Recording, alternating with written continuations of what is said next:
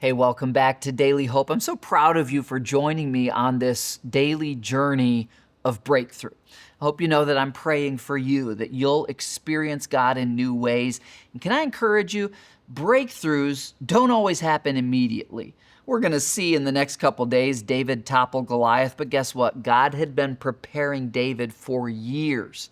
David had been faithful in the little things. He was faithful as a shepherd when a lion and a bear would come up to attack his flock. And as David sought God, a man after God's own heart, God was preparing him. So don't give up when your breakthrough's not immediate. God is preparing you. You know, part of your breakthrough is going to be moments where it seems like it's getting way worse. And maybe you're like, I'm only 4 days into this and my life's falling apart. We'll also have people in our movement who will get 4 months into this and they'll feel like their life is falling apart. Why? Because the enemy who is against us is very real. Listen to Goliath when he and David face off. This is after David kind of convinces King Saul to let him go out there and fight this guy. This is after 40 days. I'm guessing King Saul is kind of like, well, I don't really have any other options. Let's get the soldiers ready to battle after this giant kills this little shepherd boy. David's standing there, and in verse 41, we're told Goliath walked out toward David with his shield bearer ahead of him, sneering in contempt at this ruddy-faced boy. Quote, "Am I a dog," he roared at David, "that you come at me with a stick?"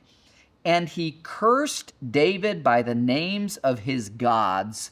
"Come over here, and I'll give your flesh to the birds and wild animals," Goliath yelled. It's a pretty intimidating threat coming from a giant man who's making his way toward you with armor and even a shield bearer out in front of him. And yet, they were the final words that Goliath ever said. Everything can change in a minute when God is in charge.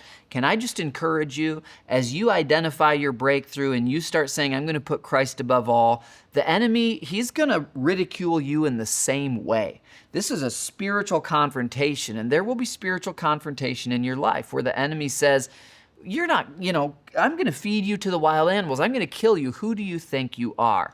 David remained confident in that moment, not because of who he was, not because of his slingshot abilities or his armor or his experience, but because of his God.